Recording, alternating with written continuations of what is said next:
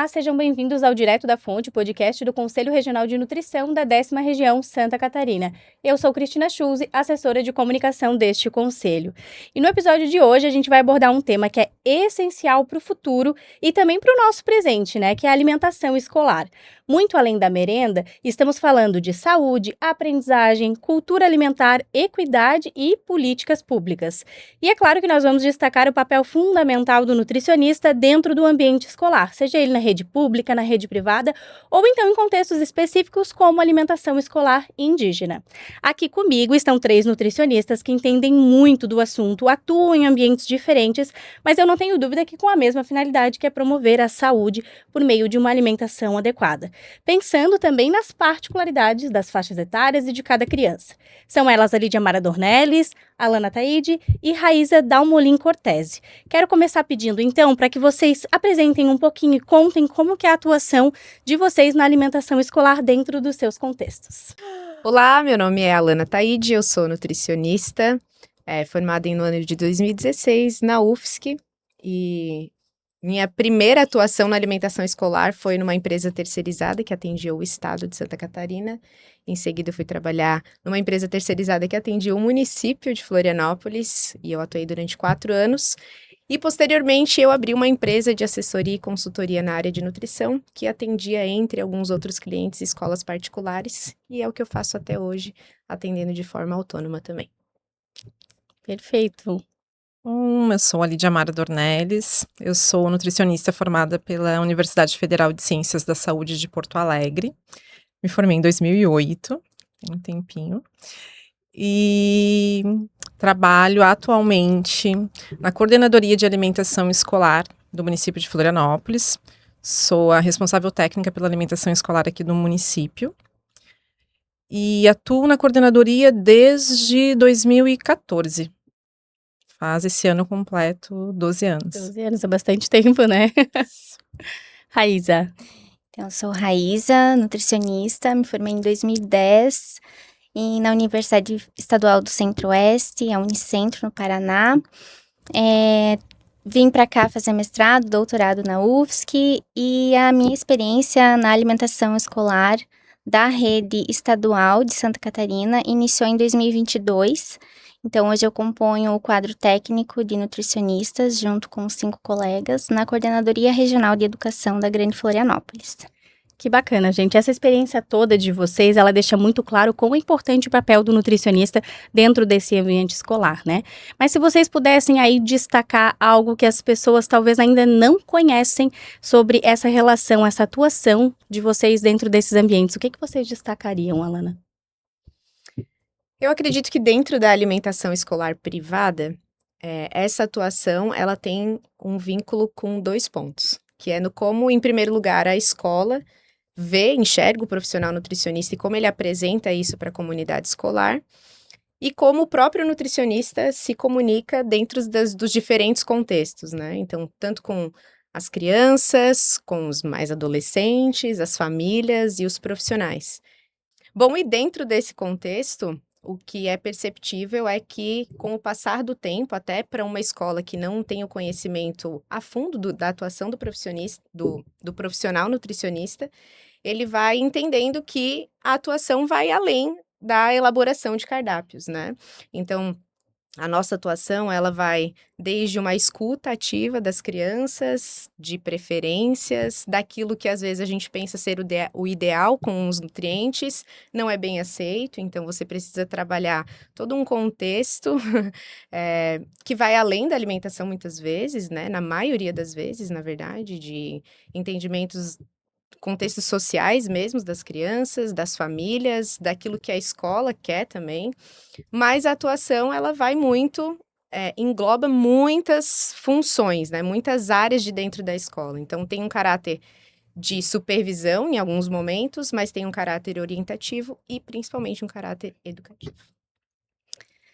Eu diria que vai muito além da elaboração do cardápio, né? Nós participamos de muitas atividades dentro do ambiente escolar, especialmente em contato com as cozinheiras, E com as famílias também. Então, participamos também de formação de gestores, né, levando a importância da nutrição e das ações de educação alimentar e nutricional dentro de sala de aula, né. Hoje já temos uma lei, a 13.666 de 2018, que destaca o papel importantíssimo dessas ações, que trabalham em conjunto com a oferta dessa alimentação na escola. E, para além disso, também elaboramos fichas técnicas das preparações, o cálculo de cardápios, a adequação segundo o índice de qualidade da Coordenação de Segurança Alimentar e Nutricional do FNDE, ações de educação alimentar e nutricional junto aos professores nas escolas, capacitação, né, de cozinheiras, dependendo da demanda, sobre boas práticas ou mesmo sobre ações de educação alimentar e nutricional, testes de aceitabilidade para verificar realmente quando uma preparação não é bem aceita. Então, a gente vai lá, aplica os testes, né, utilizando as escalas hedônicas do FNDE para ter um resultado mais fidedigno e também uma justificativa para retirar ou manter determinada preparação do cardápio. Então, vai muito além da elaboração. É bastante detalhe ali no bastidor que muitas vezes as pessoas desconhecem, né? Exato. Como é que é lá, Lid? Na verdade, assim, complementando um pouquinho o que a Raíza colocou, né? Eu acho que o ponto né, que diferencia, na verdade, a minha atuação e a da Raíza, da atuação da Alana, né, porque nós atuamos em espaços públicos, né? E que é regido por uma legislação, Exato. né? Que é uma legislação nacional. Então, assim, quando a gente vai para uma formação, né, porque isso faz parte da nossa prática, né, de não lidar somente com o aluno, né, mas de estar em formação com o gestor das unidades educativas, com as famílias, equipes pedagógicas, enfim, é de fazê-los entender, né, o porquê, por exemplo, daquele cardápio, porque ele é daquela forma, né, de fazer eles conhecerem também um pouquinho o que rege o nosso trabalho, que é uma legislação que é do Programa Nacional de Alimentação Escolar, né, que é o PNAE, que depois a gente pode, né, discorrer um pouquinho sobre ele, porque eu sou fã. E de fazê-los entender que a alimentação escolar ela é um direito que é garantido hoje, ele é um direito constitucional. Então de fazê-los entender que a alimentação ela é, acima de tudo, um direito daquela criança que está matriculada naquela unidade educativa, né. Eu acho que o outro desafio, assim, que a gente tem, acho que enquanto nutricionista, né, é também de, fazer essa comunidade escolar entender que o nosso trabalho não é apenas um dos eixos, né, desse programa, que é o eixo da oferta de alimentos, e que realmente envolve muita demanda, né, mas o outro eixo que é de ações de educação alimentar e nutricional. Então, por exemplo, o cardápio que a gente elabora, ele é uma ferramenta de educação alimentar e nutricional, a partir do momento, por exemplo, que você estipula, né, alguns critérios para estarem lá naquele cardápio. Quando você estipula que eu vou querer tantas frequências de arroz, tantas frequências de feijão, tantas frequências de frutas, eu estou estimulando um hábito alimentar saudável naquela criança com aquele cardápio. Então esses 2 eixos eles têm que andar muito juntinhos, assim, né. Então eu acho que é um dos desafios que a gente percebe, assim, né, na verdade que a gente percebe não, que a gente tenta convencer a pessoa que está lá na ponta, né, de mostrar um pouquinho disso para eles também entenderem e comprarem, né, essa ideia de quão bonita é essa política pública, né. Então acho que esse é um dos desafios que a gente encontra, assim. E é um desafio bem interessante porque envolve vários atores, várias pessoas, então exige uma sensibilização muito grande, né? Alana, na escola privada, qual que é a percepção, né, em relação a isso? Porque aí entra também as famílias, né? Como é que é a aceitação das famílias em relação a esses cardápios?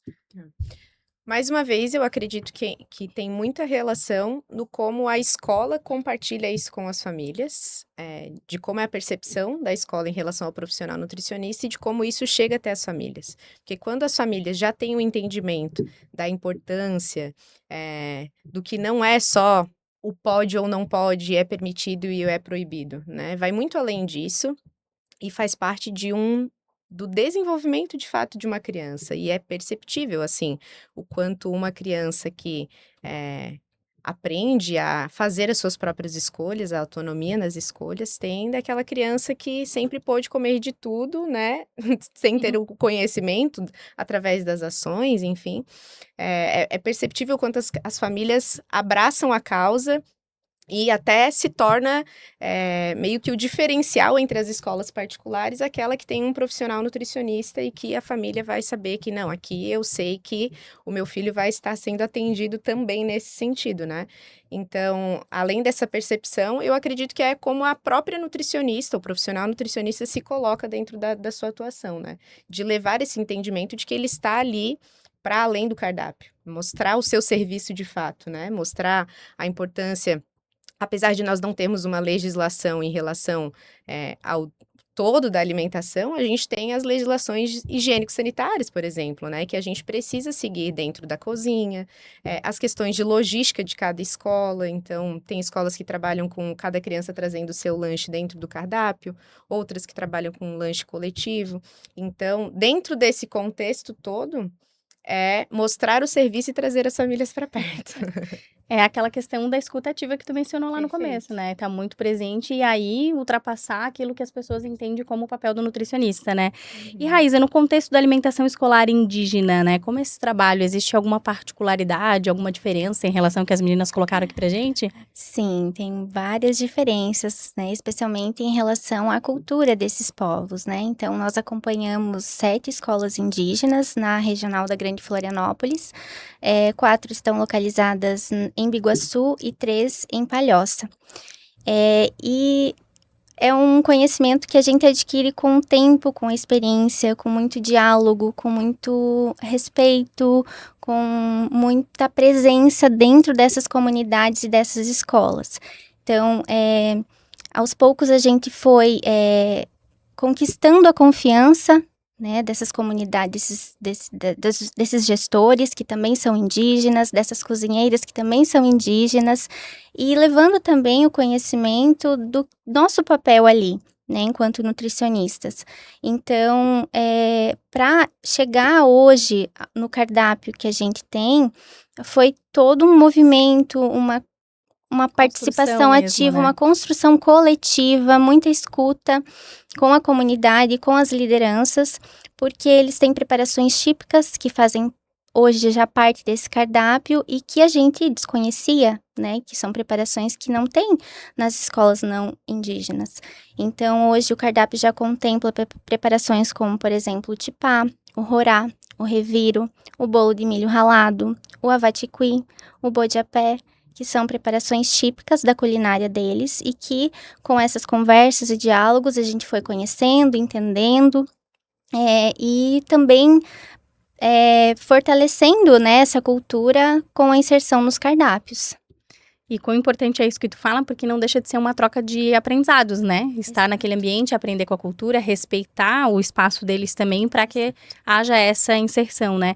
E tu mencionou lá no começo a questão da atividade com os nutricionistas, né? Das nutricionistas com as cozinheiras, as capacitações de boas práticas e tudo mais. Tu pode falar um pouquinho pra gente sobre isso, o desafio que é trabalhar com isso? Sim, então é um desafio porque, da mesma forma que a alimentação é um pouco diferente, a cultura relacionada às boas práticas também é diferente, até por conta, muitas vezes, das limitações na própria estrutura da escola, né? Mas o que a gente tem feito são capacitações mais dinâmicas, mais práticas, né? Mostrando como é a correta higienização das mãos, do ambiente, da cozinha, dos utensílios, em relação à organização do estoque. Então, hoje a gente não encontra mais resistência dessas cozinheiras em relação às nossas capacitações, porque elas já entendem o quanto isso vai contribuir com a segurança dos alimentos que elas vão estar oferecendo na escola e também o quanto isso auxilia no próprio controle de estoque que é realizado nas escolas. Então, a gente tem hoje uma comunicação muito efetiva, eficaz, no sentido de que quando chega algum alimento que, porventura, por algum motivo estragou no caminho, né, no transporte até essas unidades, elas já nos comunicam, a gente já solicita a troca, né, então, quando tem alguma dúvida em relação ao armazenamento, por exemplo, dos ovos, né, a gente já consegue também auxiliar, e isso tem melhorado muito a qualidade como um todo da alimentação nessas escolas. Que interessante. E vocês atuam também na educação alimentar e nutricional com a jornada de EAN. Explica um pouquinho pra gente sobre isso. Sim, então a Jornada de Educação Alimentar e Nutricional é uma iniciativa do FNDE, do Fundo Nacional de Desenvolvimento da Educação.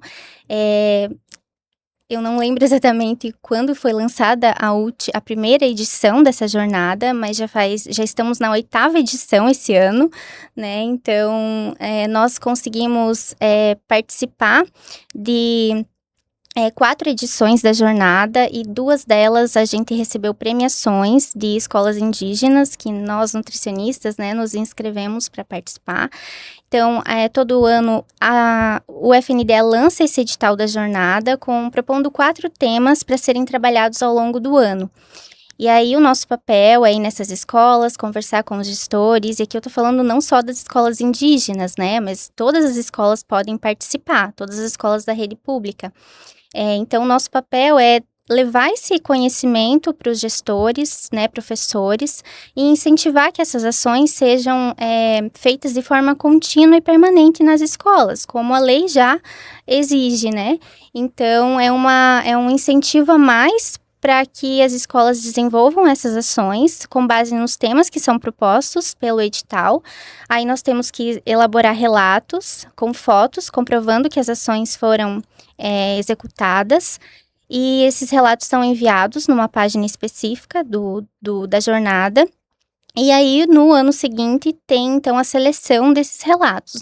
Os 20 melhores relatos são selecionados para compor um livro, né, um livro da jornada de EAN, e as escolas também participam de uma cerimônia de premiação, né? Então, o ano retrasado, eu fui para Brasília, juntamente com um professor indígena de uma escola que foi premiada, Veratupã Potijá, em Biguaçu.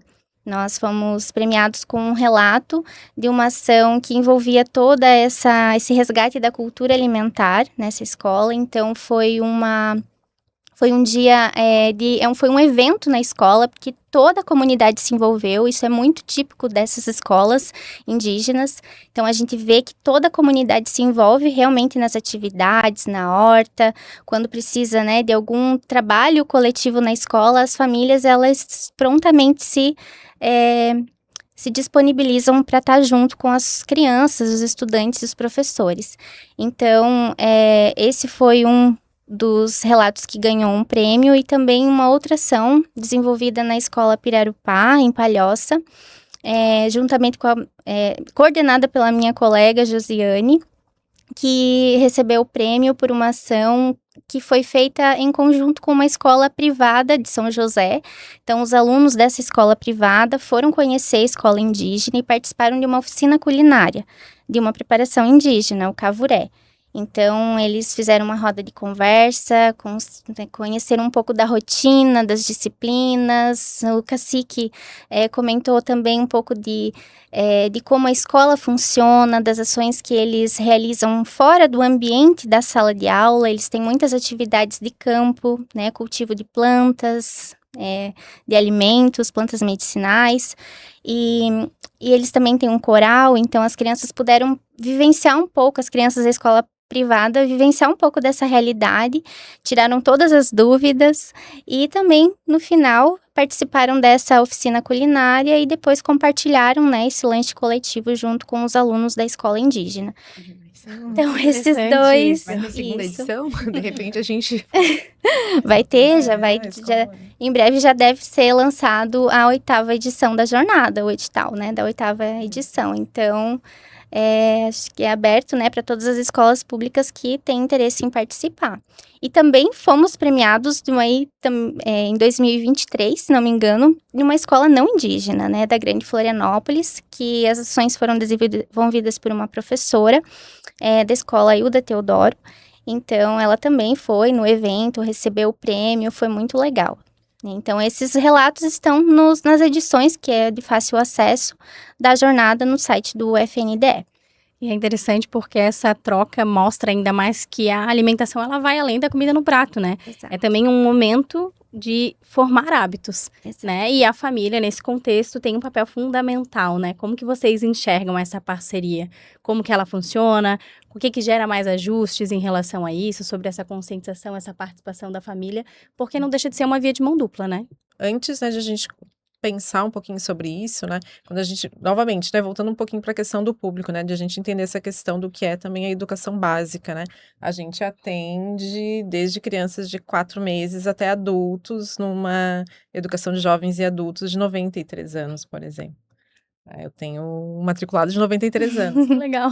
Então, tem também toda essa diversidade. Então, quando a gente começa a falar um pouquinho da alimentação escolar, a gente acaba pensando mais nas crianças, mas a gente também entender essas diferenças entre as faixas etárias, né? Então, talvez esse convencimento, não convencimento, mas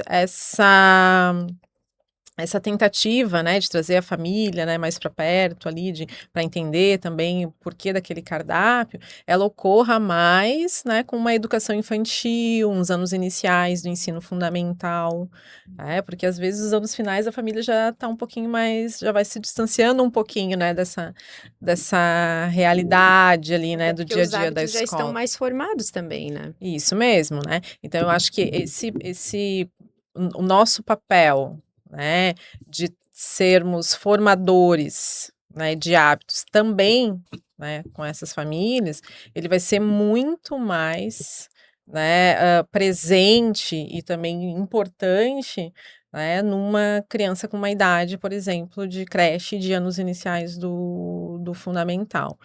Então, por exemplo, quando eu tenho uma criança de berçário que tem lá 4 meses, né, que está entrando na escola, então, antes dessa criança entrar, por exemplo, eu já faço contato com a família para conhecer, para saber se ela vai continuar com a amamentação, né, com a amamentação ou não, se ela já foi feita a introdução da alimentação complementar, né? Porque às vezes, com 4 meses, a criança já, né, já teve essa introdução. Então, também, antes, né, dessa criança entrar na escola, na verdade, a gente já conversa com as famílias.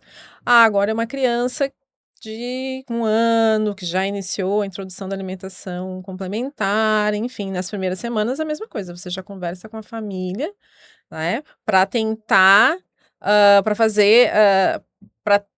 fazer com que eles entendam também, né, como é que são os processos da alimentação ali dentro desse ambiente, porque muitas vezes a gente chama de uma fase de adaptação, né, que é muito mais difícil para as famílias do que para as crianças, né?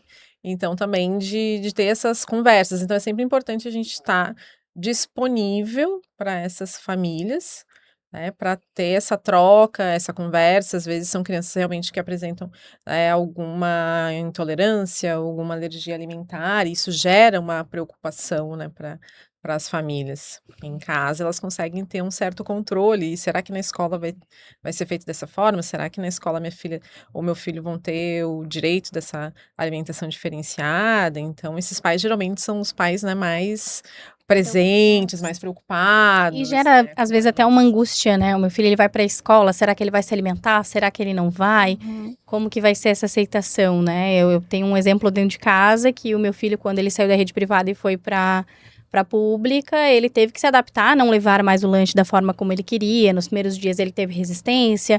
Mãe, tô com fome, eu tô indo para lá e não tô comendo. E foi um processo também nosso de respeitar, de entender, de orientá-lo para que ele entendesse que houve uma transição, uma mudança necessária, né? Então, gera, assim, uma angústia nos pais, não adianta, né? E aproveitando, né, esse assunto das necessidades alimentares especiais, a participação da família é extremamente importante nesse processo, né? Então, quando a criança tem alguma seletividade alimentar, a gente utiliza um questionário de seletividade alimentar para que a família responda, para a família responder, indicando os alimentos que são aceitos, o que a criança não aceita, questões relacionadas à textura, cor, para que a gente possa adaptar o cardápio desse aluno e que, de fato, ele tenha o seu direito, né, à alimentação assegurado nas escolas. Uma coisa é certa, assim, o papel da família, a família se faz presente na alimentação escolar, mesmo que não esteja presente no dia a dia, né? Porque diversas vezes a gente recebe o relato de meu filho não come isso, não gosta disso, e a depender de como funciona o cardápio da alimentação escolar dentro do setor privado, a criança passa a comer, porque vê os outros colegas comendo e chega em casa e a família se surpreende, agora meu filho está comendo. E o contrário também, olha, ele só come isso, isso, isso e não... Enfim, e dentro do ambiente escolar, no ambiente coletivo, com outras crianças, tendo incentivo, né? O nosso papel enquanto nutricionista de desenvolver atividade de educação nutricional, atividade de educação alimentar e nutricional, a criança vai, enfim, aprendendo e desenvolvendo, e vão ter coisas que ela realmente não vai querer comer, e tem coisas que ela vai introduzir na sua alimentação. Então, o papel da família é o de estar realmente próximo, assim. Não adianta também querer que a escola seja responsabilizada ou tenha responsabilidade de transformar por completo aquela alimentação, porque em casa a criança vai continuar fazendo aquilo que a família, né, o como a família faz, o como a família se alimenta, comendo daquilo que é colocado na mesa para a criança. Então, são papéis de educação alimentar e nutricional nos dois lados. A gente trabalha com as crianças, com os profissionais e com as famílias também, em todo o tempo. Isso, acho que só pegando o gancho da Lana, né, nessa questão de nós sermos formadores de hábitos alimentares saudáveis, né, é bem esse ponto. A gente tem, claro, um público, nosso público-alvo é a criança e o escolar. Eu sempre coloco lá dentro todos os atores envolvidos, né? Essa criança, esse estudante, ele vai estar ali no centro, né? E todos os outros atores, né, trabalhando, né, para que essa criança receba essa alimentação. Daí, nesse sentido, assim, né, dessa questão da formação do hábito, muitas vezes é isso, a gente vê, a gente acaba formando o hábito dessa criança e mudando o hábito da família também, né? Então, às vezes, você tem uma oferta de frutas diferentes, né, do repertório que a família costuma ter em casa, por exemplo. Então, a criança está tendo a oportunidade, às vezes, de experimentar uma fruta diferente ali na escola, né? E de chegar em casa, olha, hoje eu comi tal coisa, será que a gente, né? E trazer isso pode pro comprar? cardápio da família, né? Já aconteceu com a minha filha no lanche coletivo da escola. Eu olhar naquele dia e falei, hoje ela não vai comer nada. E eu crente que não ia. Aí conversei com a escola, a nutricionista conversou, não, tem uma segunda opção ali, né? Traz, mas fica tranquila, mãe. A professora falou pra mim, ela comeu e repetiu 3 vezes. Eu falei, tudo bem. Então, essa questão da fruta também já aconteceu muito, de experimentar na escola, ver o coleguinha, pedir pra comprar em casa e trazer esse hábito pra dentro de casa mesmo, né? Essa via de mão dupla. Na escola, então, eles veem o exemplo, né? O exemplo das outras crianças que aceitam aquela alimentação e passam a consumir também, né? Ou pelo menos se interessam em provar algo novo. E outra ação que eu lembrei, que também faz todo o sentido e incentiva esse interesse por alimentos novos, é, por exemplo, as ações na horta escolar. Então, quando a criança ela participa de todo o processo, né, do plantio daquele alimento, do cultivo, da colheita, ela vai ter o interesse de provar, ou ela vai se orgulhar daquilo que ela está vendo, do que ela cuidou, né, de como ela se envolveu, do tempo que ela teve que esperar para aquele alimento crescer, né. Então, a gente tem vários relatos positivos nesse sentido, de crianças que rejeitavam, por exemplo, alface, rúcula, uma cenoura, mas que a partir do momento que participaram de atividades na horta escolar, passaram a consumir esses alimentos, né? E também levaram esses hábitos para a família. Isso é bem interessante, que reforça de novo que a alimentação escolar não é isolada, ela vai dialogar com a cultura, com o território, com o que a criança vive em casa, com a necessidade de cada criança. E aí um outro ponto que a gente não pode deixar de falar, né, a Lídia Mara já falou um pouquinho lá no começo, que é o Programa Nacional de Alimentação Escolar, o PNAE, né? Isso porque quando a gente fala de alimentação escolar aqui no Brasil, a gente precisa falar do PNAE. É uma das maiores e mais importantes políticas públicas de segurança alimentar no mundo. Para quem ainda não conhece o que é o PNAE e qual a sua importância? Pode falar um pouquinho pra gente, Lídia Mara? Posso falar. Com brilho A menina nos olhos. dos olhos? Nossa, gente, eu sou muito fã do PNAE. Acho que tu colocasse bem, realmente ela é a política, na verdade, de alimentação mais longeva que a gente tem no nosso país, né? Ela data lá de 1955, né? Campanha Nacional da Merenda Escolar. Enfim, ela evoluiu muito, né, ao longo dos anos e hoje realmente é uma grande política de segurança alimentar e nutricional que a gente tem. Eu digo assim que não é o maior programa do mundo, porque hoje só perde para a Índia, mas por conta da população. Mas em termos, né, de abrangência, o PNAE realmente é o maior e a gente vai levando essa expertise, né, para diversos países do mundo.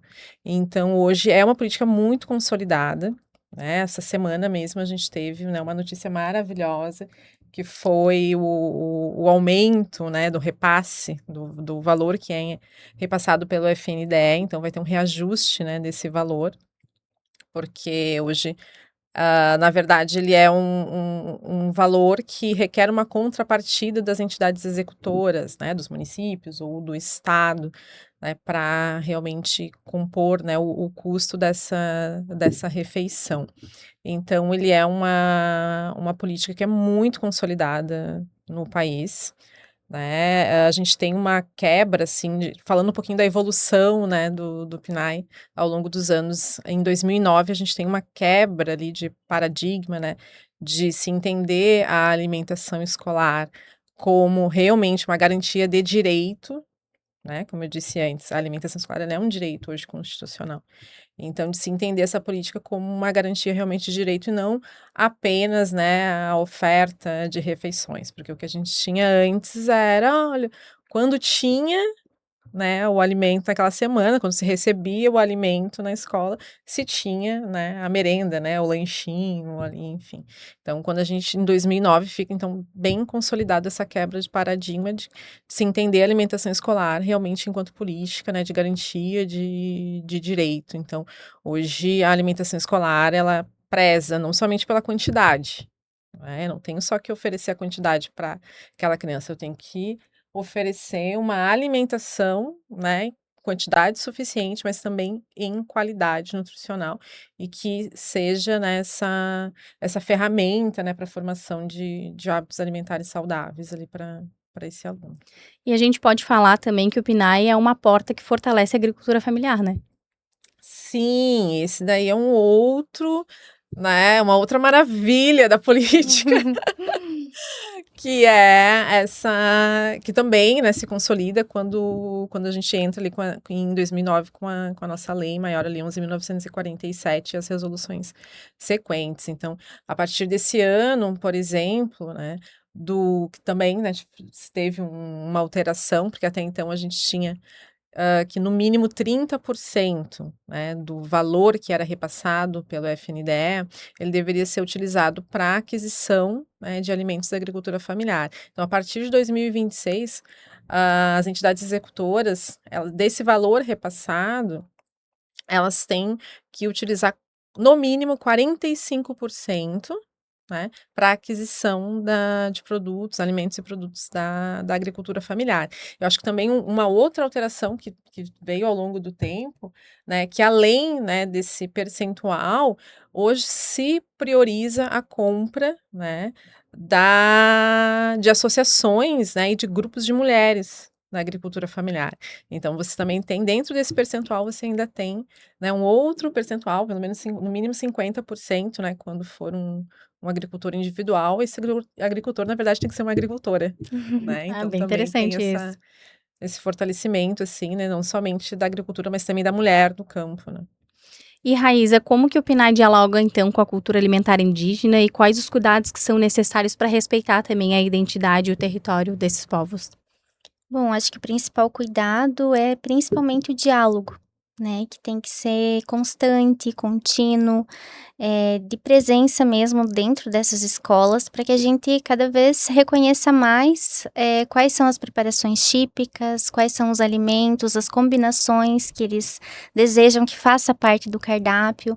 E nesse sentido, a gente realiza anualmente uma consulta livre, prévia e informada com todas as comunidades indígenas. Essa consulta reúne gestores das escolas, professores, alunos, famílias, lideranças das comunidades indígenas, para justamente discutir como é que está o cardápio da escola.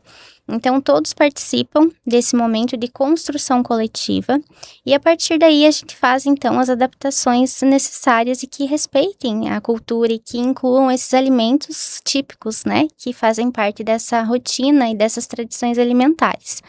Aí, uma questão que a gente também dialoga nesses espaços é as questões relacionadas à Resolução 6 de 2020 do PNAE, para que eles também tenham conhecimento de que existem regras a serem cumpridas, né? E que isso, claro, não invalida a cultura, muito pelo contrário, né? Isso também prevê que a gente considere a cultura alimentar.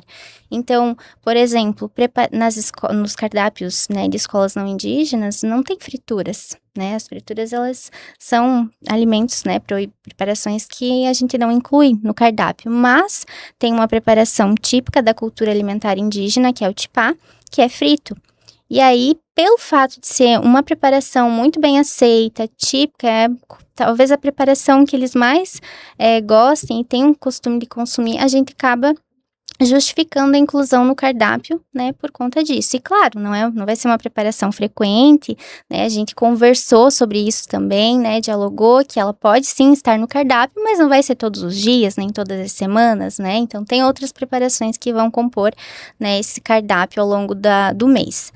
Então, esse eu acho que é um dos principais pontos, né, de diálogo, de respeito com essas lideranças e que trazem também um pouco da cultura e do que eles plantam, né? Muitos indígenas são agricultores familiares, né? Ainda existe um desafio aí para a compra dos alimentos desses agricultores indígenas, que também têm a prioridade na compra, né? No fornecimento pro PNAE, mas que eles ainda enfrentam dificuldades em relação a demanda, né? A quantidade que eles produzem muitas vezes não atende à demanda da escola o ano todo, ou então eles têm, né, outras questões que ainda precisam, né, ser alguns desafios que ainda precisam ser, como é que se diz? Superados, né, para que isso aconteça. Mas é uma forma também de valorizar a sazonalidade dos alimentos, né, então eles respeitam muito isso, né, então na época de milho, vai ter milho no cardápio, quando não é época do milho, eles não querem milho no cardápio, né, o feijão aí tem o ano todo, né, é algo que é mais comum, mas eles trazem muito essa questão de respeitar os ciclos da natureza e a sazonalidade dos alimentos.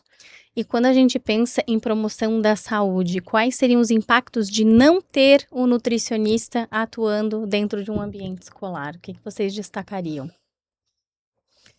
Acho que aqui todas podem falar enquanto nutricionista, né? Mas como ainda não é obrigatória a presença do profissional nutricionista dentro das escolas privadas, acredito que esse se torna de fato uma questão para a classe toda, né? Para que a gente, enquanto classe, dissemine essa importância e para aquelas pessoas, ou as escolas, os clientes que já têm nutricionista, que também possam levar isso adiante. Então, se torna para as famílias um diferencial a escola que tem a presença do profissional nutricionista. Acho que a segurança, né, que um profissional nutricionista passa, né, nas unidades educativas ali, sejam elas, enfim, privadas, né, ou públicas, né, mas acho que no privado tem bem essa questão mesmo, né, de ser um profissional que é diferenciado, que está intimamente ligado, né, com as questões de saúde, né, de essa família perceber que essa escola, ela tá preocupada, né, em oferecer uma alimentação, enfim, tanto segura tanto segura do ponto de vista, né, higiênico, sanitário, né, mas também nutricional, né, e acho que as atividades também que tu acaba exercendo em relação às ações de educação alimentar e nutricional, acho que isso também é importante, porque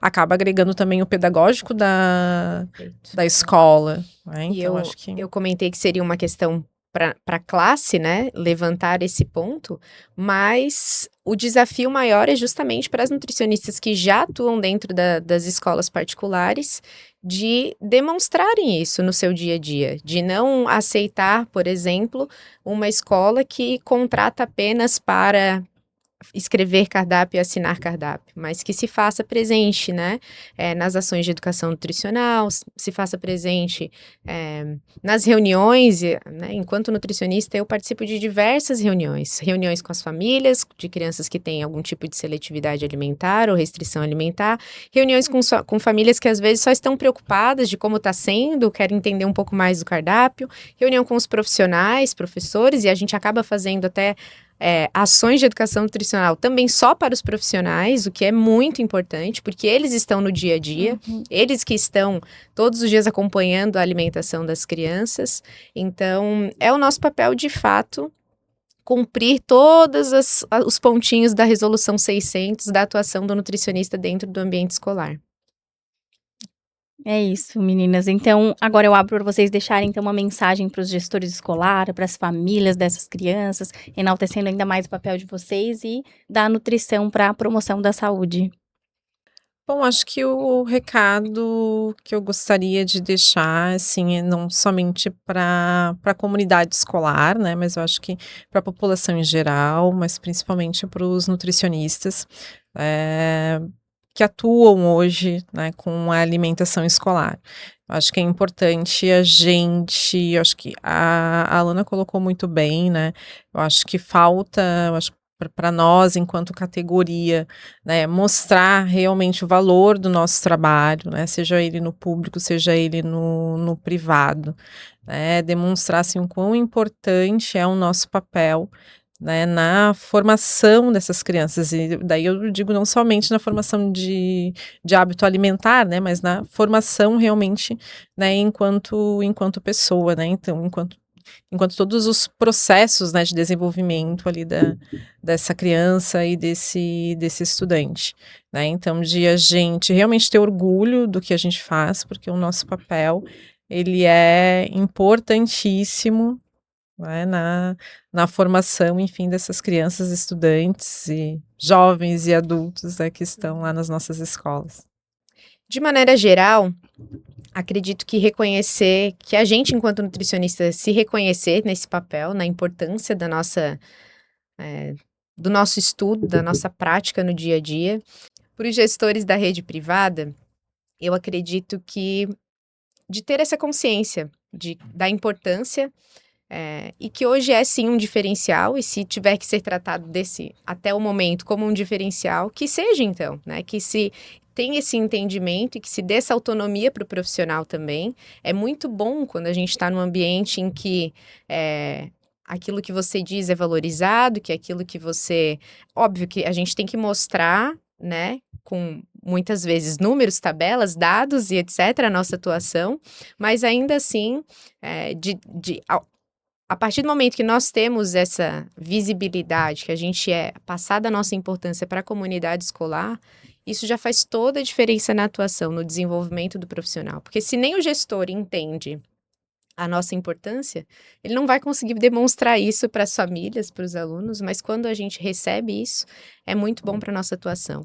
E para os profissionais nutricionistas que atuam na área da alimentação privada, o desafio está em comunicar de tantas formas esse equilíbrio entre tudo aquilo que a gente precisa fazer, porque a gente não vai dar conta de fazer tudo ao mesmo tempo, mas o saber comunicar isso para os diferentes atores dentro do ambiente da comunidade escolar é muito importante. Então, mostrar que tem sim envolvimento com nutrientes, tem sim envolvimento com produtos, com aquilo que é bom, com aquilo que é saudável ou não saudável, mas tem também as legislações que a gente tem que seguir dentro de questões higiênico-sanitárias, tem a escuta, os hábitos, o custo daquilo que a gente está colocando, porque para o gestor de uma rede privada é mais um custo, né?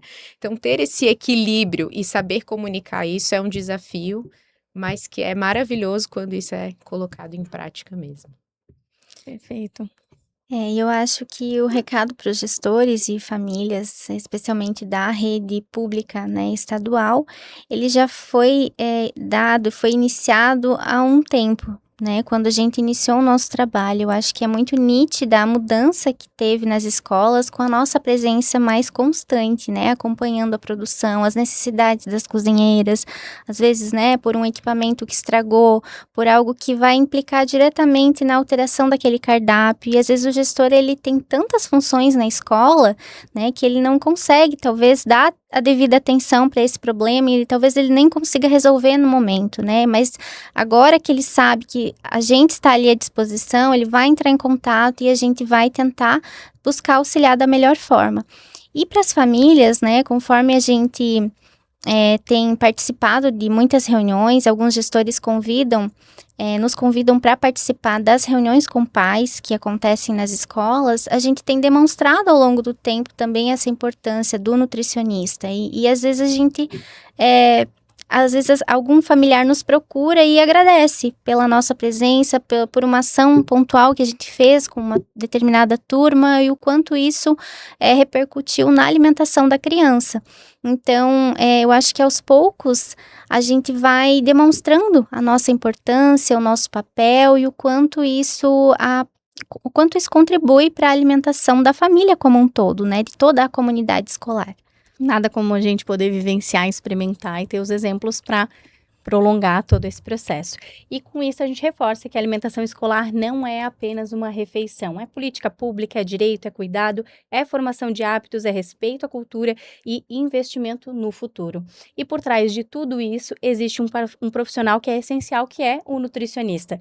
O CRN10 reforça a importância da atuação técnica, ética e comprometida dos nutricionistas em todos os espaços, especialmente nas escolas onde estamos formando gerações. Eu agradeço muito a presença de vocês, a gente poderia ficar aqui por horas conversando, né? E se você gostou desse episódio, que foi mais um episódio do Direto da Fonte, que é o podcast do Conselho Regional de Nutrição da 10ª Região, siga as nossas redes sociais, continue nos acompanhando e compartilhe aí o nosso conteúdo com mais pessoas. Até o próximo episódio.